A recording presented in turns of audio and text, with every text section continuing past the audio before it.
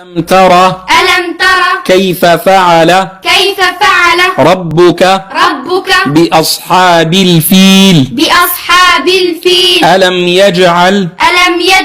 كيدهم في تضليل وأرسل عليهم طيرا أبابيل ترميهم بحجارة من سجيل فجعلهم كعصف مأكول بسم الله الرحمن الرحيم ألم تر كيف فعل ربك بأصحاب الفيل ألم يجعل كيدهم في تضليل وأرسل عليهم طيرا أبابيل